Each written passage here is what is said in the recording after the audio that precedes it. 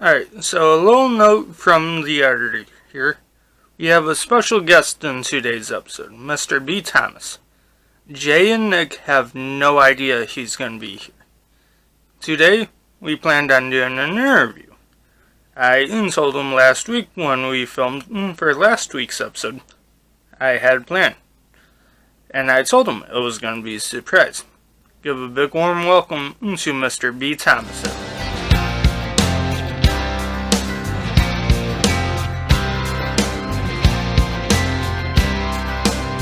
Are we going right now? Yeah. Who is it? Oh! Me! What's up, man? You staying safe? I am right now. Of course, I just got out of prison. Oh, boy. It's not work. Yeah, work. It's essential, B. You got to be there. I'm essential. That's right. Got to keep the prisoners in the prison. Not for much longer. What's going on, fellas? Not much. I did not know this was coming. I'm kind of surprised. Yeah, this was a surprise to us. Usually I got to drive 2 hours to come see you.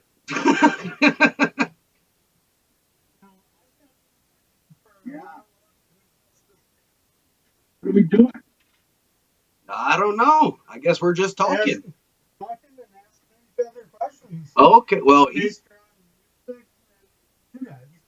Are we live? I guess. Yes, sir. Oh, we are. I I want to make sure I don't say anything, that's meant for behind the camera. Yes. I Well, had it wrong because I wanted to hear your guys' reaction. well, it's an awesome reaction, so I will do the intro real quick. Welcome again to the SNB Show. Episode 5. Well, I guess, yes, and the man who says on this shirt, whatever, is our influence around here, probably one of the best musicians, singer-songwriters. He doesn't get enough credit for it, Mr. B. Thomas. We talked about him before, but he's here in the flesh. Well, he's virtual flesh. Yeah. So Here welcome. for my quarantining palace. So, man, I gotta tell you, I guess instead we're just gonna ask questions back and forth. I mean, I know I've hung out with you for years prior to him and stuff like that, so I know a little bit more. But what actually got you into music to make it your style and what and stuff like that? How did I get into music? Yeah. Oh, man. I mean, that was in school, school band. Yeah. Long time ago, really long time ago, like when Kennedy was president. Well, I mean, it sounds good from now to then. I mean, you're keeping up with the times and stuff like that. I got it. We talk about it off the camera and stuff like that, but you're a great guitarist, but man, that saxophone, brother, I gotta tell you, I wish I could play saxophone like you can. What actually made you want to play saxophone in country music, nonetheless? So I started playing saxophone when I was 9 years old. And because my mom told me to, I said, Mom, what instrument should I play? And she said, you should play the saxophone. And I did. And I did that for a few years. And then when I got in high school, I wanted to meet girls, so I wanted to get in a band. There you go. So then I picked up the guitar around 10th grade, I suppose. Yes. And then Everybody's dream. And always I got revolves around a hooked. girl. And all goes around the girl. All revolves around a girl. Gotta try to get it. Yeah, the sex and drugs and rock and roll, right? It's still not panning out for us really well, but small I town. look like the guy in a T-shirt commercial. Yeah, there you go. So then I went to college for music as a saxophone major, and I learned a lot of other instruments. I learned composition, recording. My dog wants to bark right now because he's lazy. But that's all right. We let all dogs on here. I don't know. Can I flip this one? Sure. There he is. Hey, there's your puppy. Hey, dude. I love that song. Yes. Yeah, give that dog a bone. That's Duke Triwalker. Listen, a leg. Not Luke Skywalker. Duke Triwalker. Triwalker, yeah. So for all of you that are going to be seeing this, that don't see what we see, B is What's wrote talking? 2 songs that we have cut. Missed You by a Country Mile and If the Creek Don't Rise. That we took from that. You let us cut. Yeah, you're Thank going to you. do another one, aren't you? I mean, there's more. I want to ask you, B, personally, where did the inspiration from "If the Creek Don't Rise" come from? Well, honestly, that was something that the record company said to me in an email. we were scheduled to go down and record in Nashville, and we said, so I said, so I'll see you next month, and he said, if the creek don't rise. I guess it's just an expression, and it struck me, so I thought that's a cool song title. Oh, yeah. And then they were doing a lot of songs back then, Jason Aldean and Luke Bryan and them about going back in the woods, so it just kind of makes sense. Yeah, just try to keep up with the times at that thing, you know, Yeah. I think. And once again, thank you for letting us take it and cut that song. Hope we did it. Yeah, yeah, we don't know if you heard it or not. We hope that we did it to your justification. Yeah. Yeah, sounds good. All right, well, that makes us feel better. Yeah. I'm happy somebody's using them. There you go. And also, "Miss You" by Country Mile we got, and we recorded, and it's done, but we haven't released it yet. And same question, where did that come from? "Miss You" by Country Miles more like my old style. When I was younger, I was a rocker, you know. I was into Pink Floyd and Genesis and progressive music, and so I have this kind of progressive background.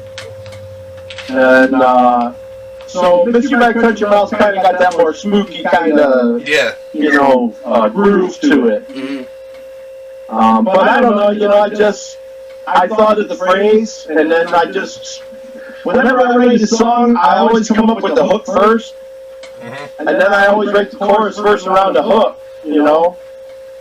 Usually the hook, and in a country song especially, the hook comes back, it repeats itself. Yep. A lot of times it might be the first and the last line is chorus, or it might repeat on the first and the third line, you know, like that.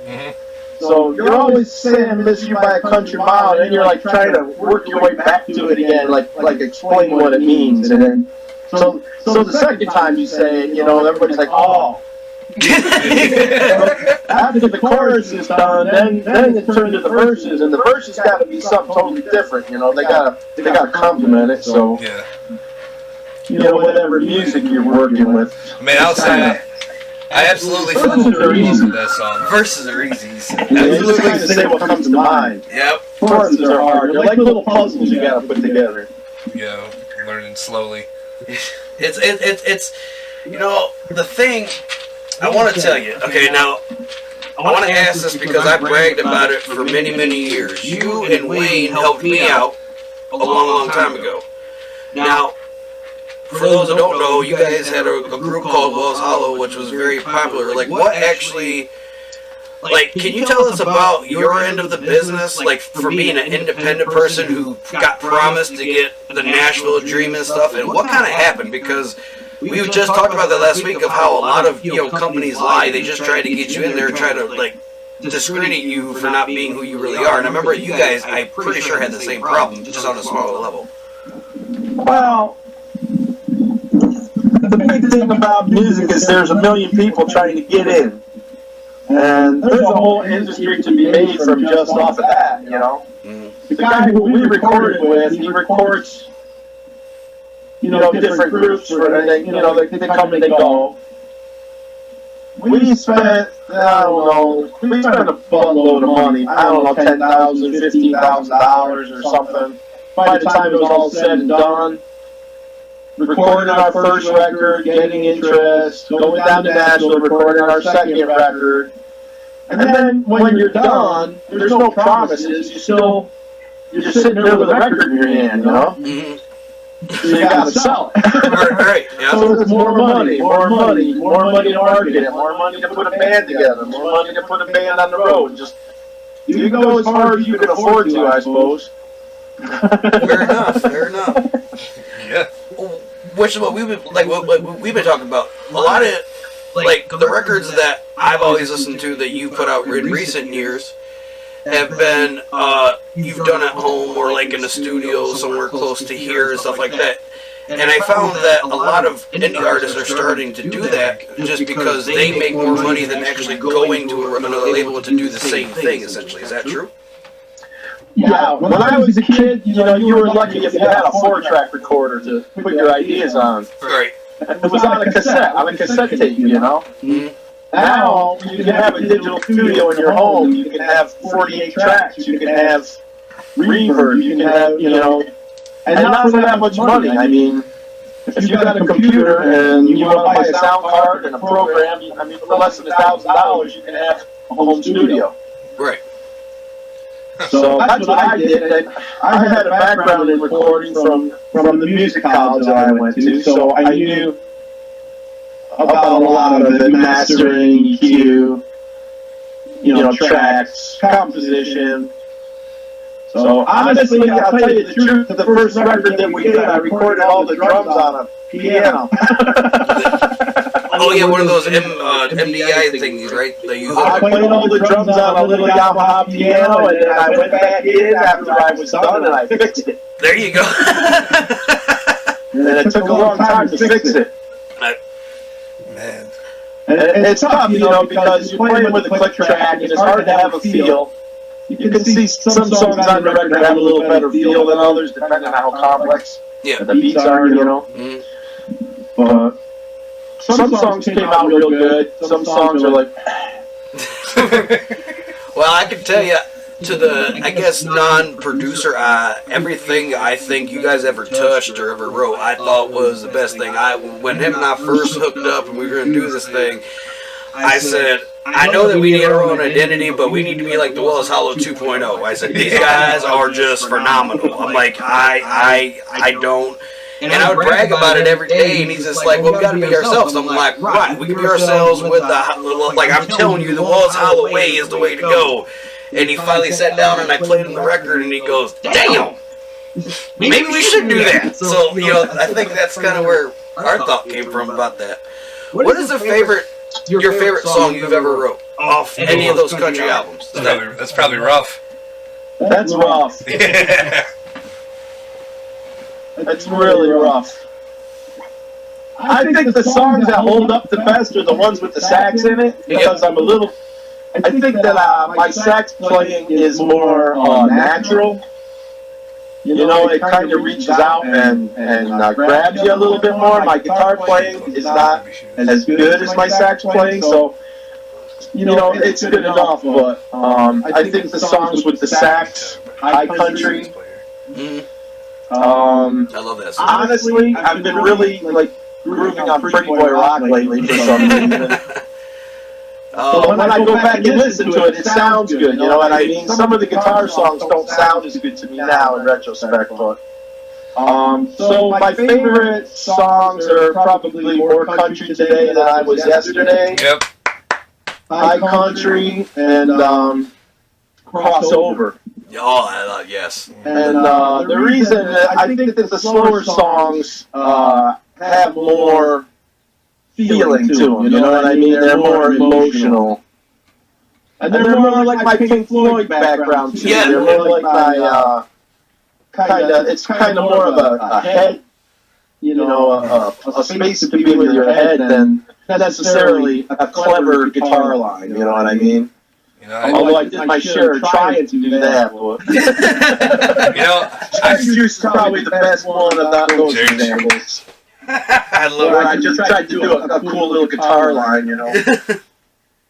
I love that. Like, yeah, I thought that was really great of how you made that one pop out. Really. I mean, can I be really honest with you? Yeah, go ahead. Cherry Juice lick is a lick from a Kenny Chesney song. Is it really? Yeah. It goes, I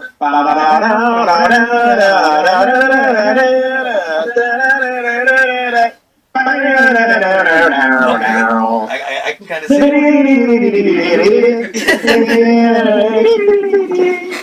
What's that song? Moving Fast Forward? I'm Living in Fast Forward. living. Listen to Living in Fast Forward and listen to bars number 7 and 8. You'll hear the Cherry Juice lick. Oh.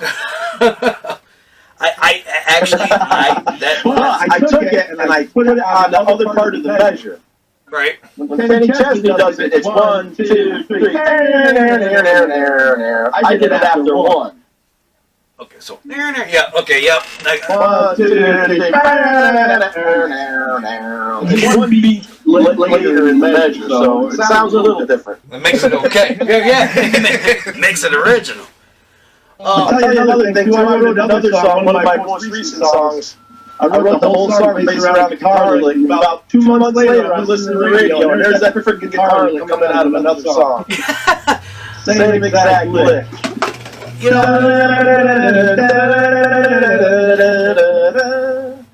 I can't even remember whose song it was now, but it happens.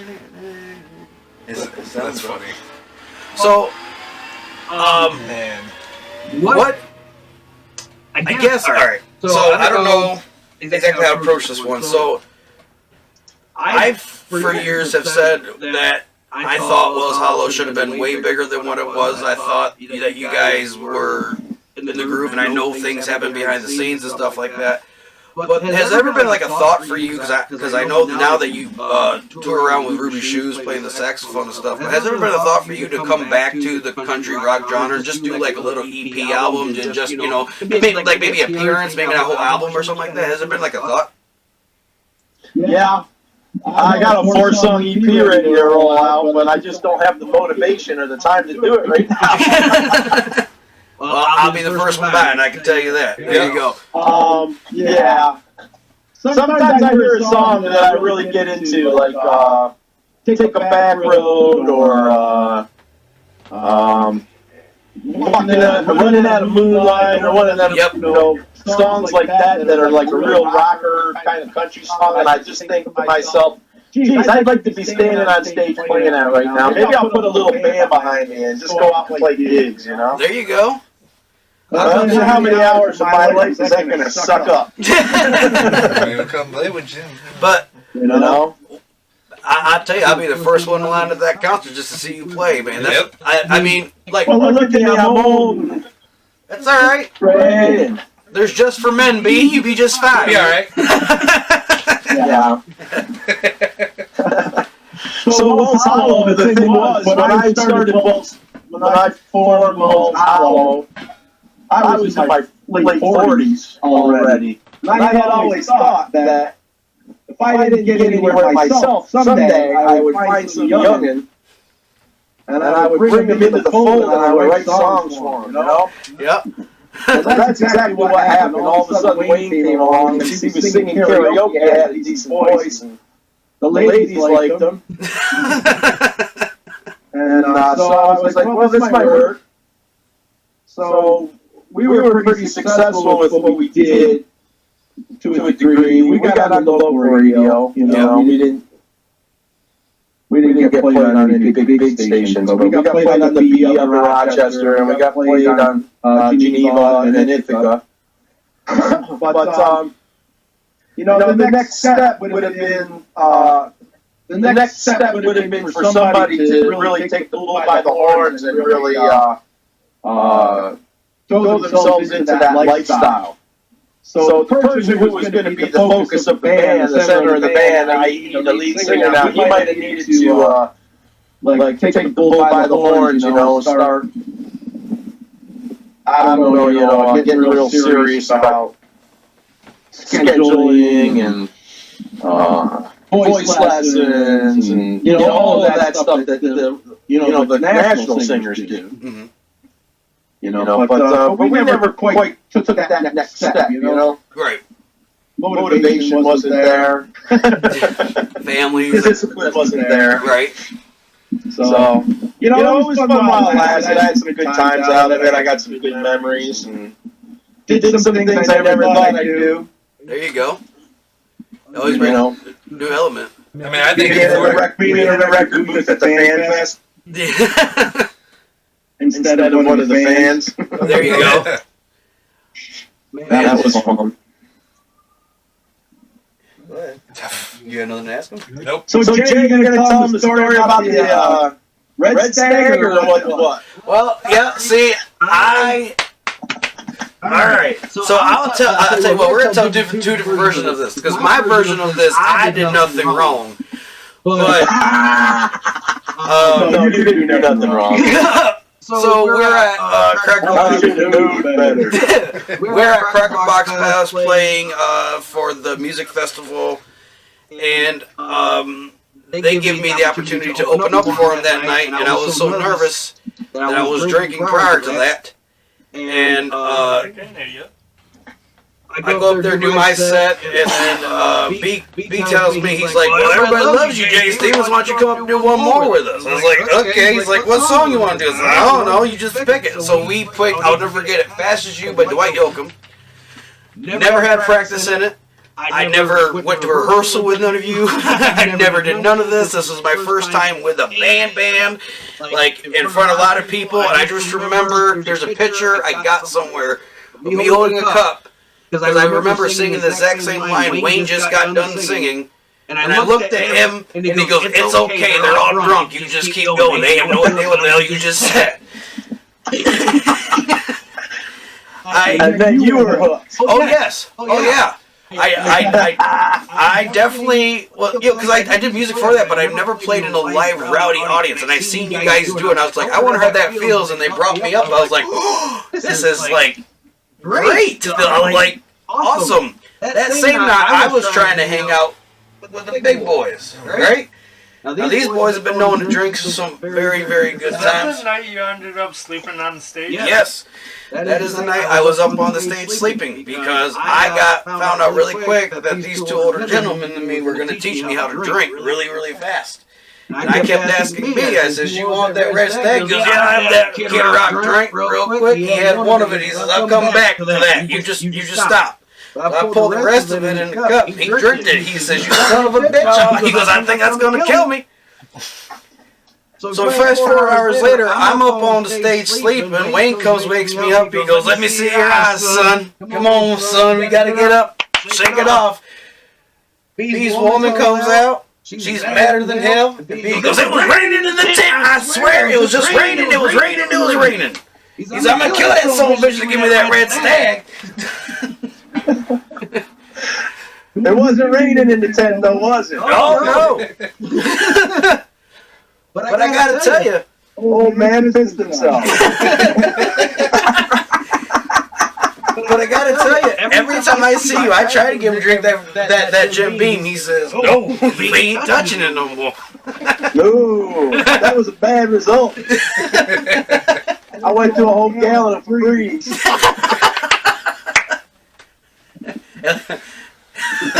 A whole gallon. Yeah, not even half of it. So, like, I've been dying to ask you this. Do you ever think that we can get B. Thomas on a Wells Hollow song? Get what? The famous God, B. Thomas, you sir, on a Wells Hollow song. Yeah. One of your Wells Hollow songs where I gotta come and play sax on it? Yes. I can do that. Oh. Or am I singing or am I playing guitar? Well, I was kind of thinking you do all in one. You're the master of this. So I figured we'll get you on some vocals and we just say, B, you're the... Yes, sir, we'll follow your lead. I think it'd be kind of cool. We can get a B. Thomas feature. There you go. B. Thomas. Well, if Governor Cuomo ever lets me out of my backyard... Yeah. That's our problem. We don't talk about that, man. That man makes me really mad. I work for him, so I can't say nothing bad. That's all right. I'll say it for you. I'll say But man, that'd be awesome. even if, well, yeah, because Just a little bit. Yeah. Even just a little bit. Even, you know what? I think that we should come up and hang out with B for a weekend after this thing's over, and he can teach us how to write the right way, and he can drink us on the table, probably. Maybe we'll have to get the gang back together for a special red stag edition. Hey! Oh, God. I'm invited. I'm done. I'm invited. Nick said he's coming. I'm coming. I'll tell the wife, listen, honey, I'm going to ride with God. I'm going. It's happening. I'm sorry. So what do you do these days, B? I mean, if you're not out on the country circuit, the rock circuit, what do you do? Honestly, I've been remodeling a house, so every weekend. Musically, I'm not doing much. I mean, Ruby Shoes ain't playing right now, so get the break. That's We were in the studio till about almost March, you know. Almost got the Ruby Shoes record done, but there's a few things left to do, and when we got cut off, you know. Yeah. Everybody So knows. I would start thinking that CD for Ruby Shoes might be the only money we make this summer. Who knows? I hope they're gonna have some shows. Yeah. Aren't we all? We all hope we're having some shows, man. But I'll tell you. what are you gonna do about it? Man, I do appreciate you coming on here because I did not know that was coming. I know that I try to message you here and there, and you're always busy and stuff like that. And guys, I'll be honest with you. I'm like a fangirl when it comes to this man. I blow up his phone. I'm like, B, listen to this, listen to this, listen to this. And bless his heart, whether he wants to or not, he tells me that he does it. He tells me it's good. Now, whether it's not or not, I think he just tells me that to shut me up. And that's fine because it works. But Man. And we just thank you. I mean, he's known you for a while. I've known you for a little bit, but I thank you personally, you know, for giving us the opportunity to record these beautiful songs that hopefully we're doing good to them. I mean, and just I think I heard "Miss You by Country Mile," right? You haven't released it yet, or nope, not yet. nope, not yet. I've heard it though, haven't I? Yes, I sent you the demo over, yeah. Yeah. I thought that I did. Yeah, I wasn't. Yeah, we weren't exact. I mean, it was all right, but we, you know, that's the big thing for us. Like, we've never been in studios like that one before, and that we are so different. Like, we're still new to everything. So when we tried to explain to him, like, hey, this is how we want to make this sound, he goes, oh, okay. But his music knowledge is way more far than mine is, and I'm like, but okay, fine, we're gonna do it. But yeah, they're sending us there's a couple minor things that we wanted to do to it, so it's getting redone and sent back to us, and then hopefully we can release it this summer, hopefully. Yeah. 2020. And then you want to Recording's not that easy. It's maddening. Yep. You want it to be perfect, you know. and hopefully we don't can get hear it, you. you don't like it, you're gonna hear it over and over again. Yep. Yeah, that just recording is different. Like recording when I recorded Double Live Productions, I still remember that name. You know, it was much different going from there to Subcat, and I was just like, okay, this is the part where B just tells me, sing the song.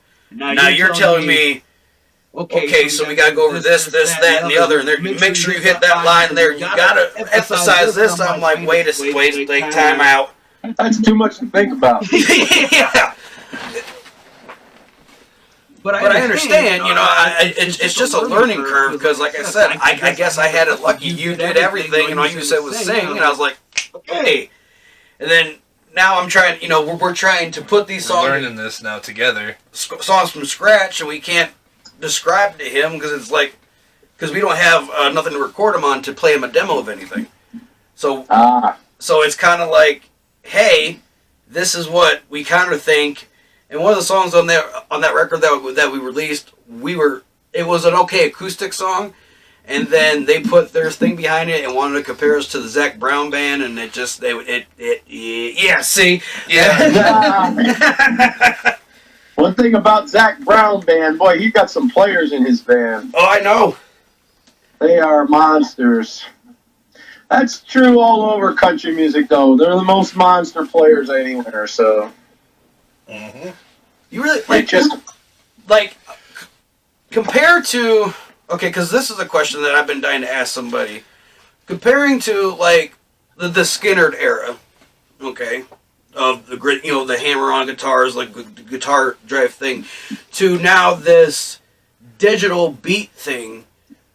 What, as a musician, because you play a lot of instruments, what like, doesn't that kind of take the element of music out to guys like you? Because, you know, you guys had to work your ass off to, you know, play a drum or a sax or something like that, and now you can just go boop, boop, boop, boop, boop, and it sounds just like a production that takes you guys so long to make.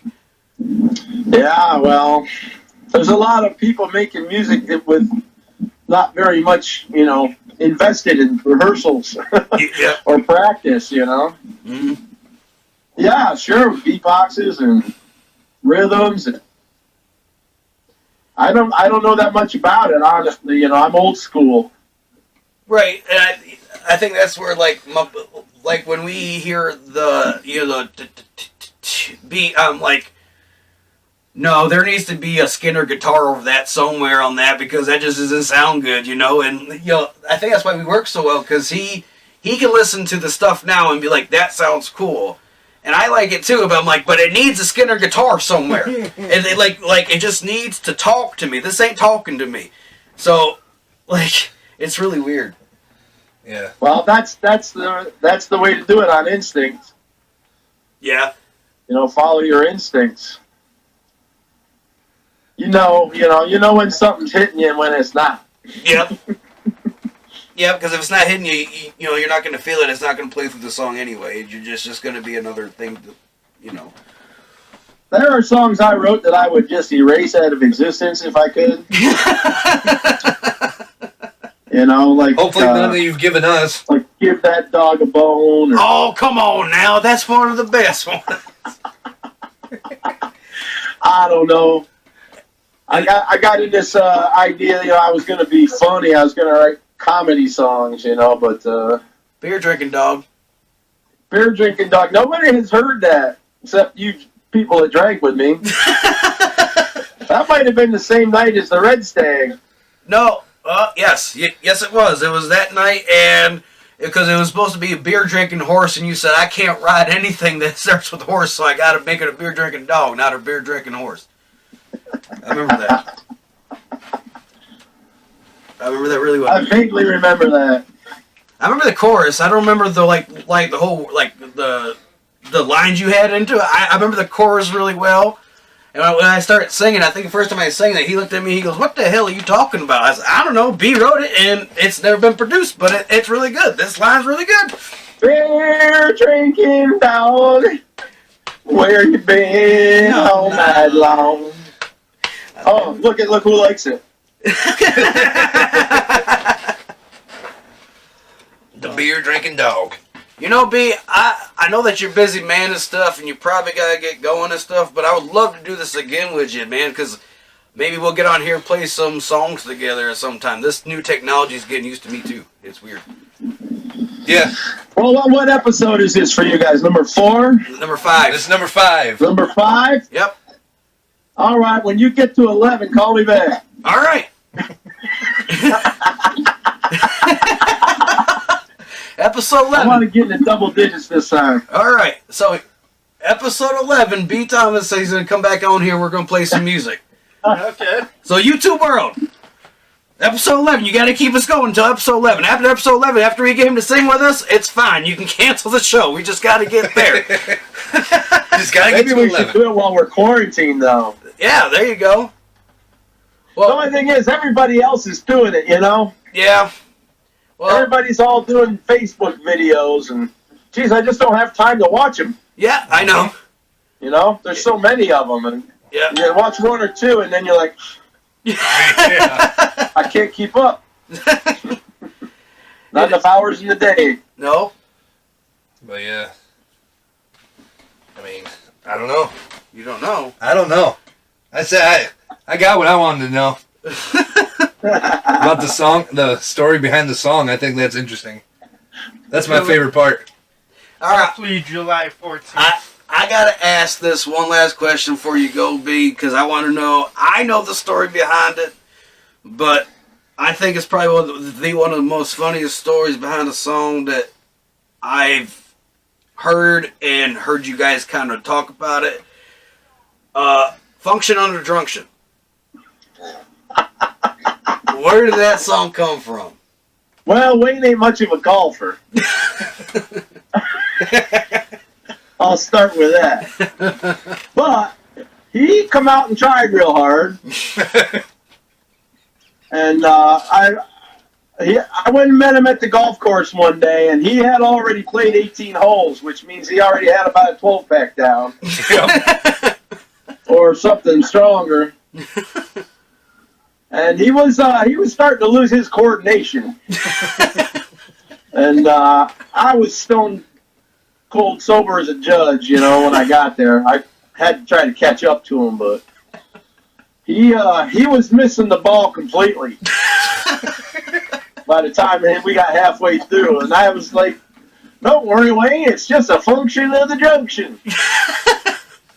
And that's how it started. So I gotta ask, got an idea for a song and went from there. So did he really wake up in the front yard in the shopping cart, or is that just something y'all made up? Close enough. On the front porch, maybe. Close enough. I might have embellished a little bit. Oh, I love that song.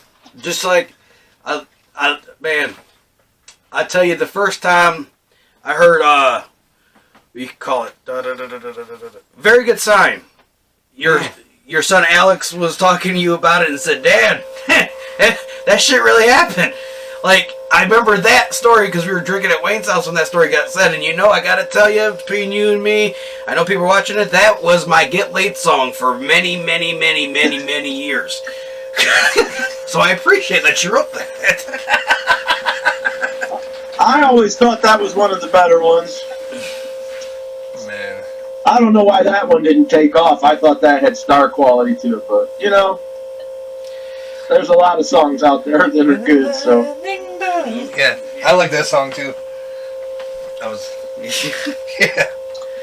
Oh, man. Well, B, I know that you got to get going. You got a busy day. William, I actually have to go move some furniture. Well, brother, that's more busy than what I'm about to be in about 5 more minutes. So that's a very busy day.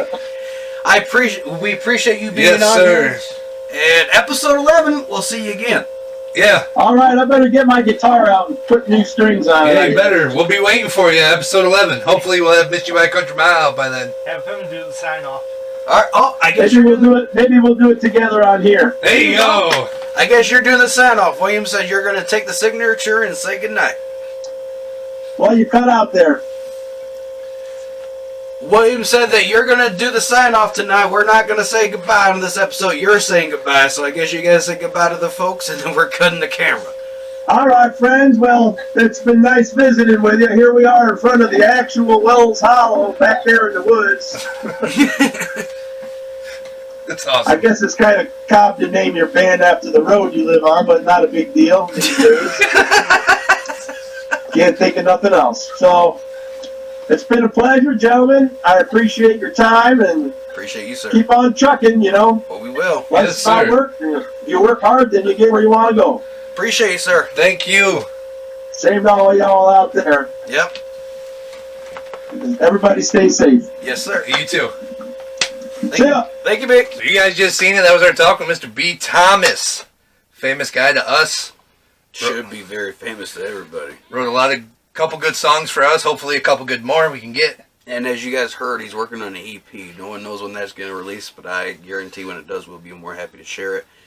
Because as local musicians, that's what we try to do, and we try to help out a lot of people, just like our buddy Stonehill helped us. And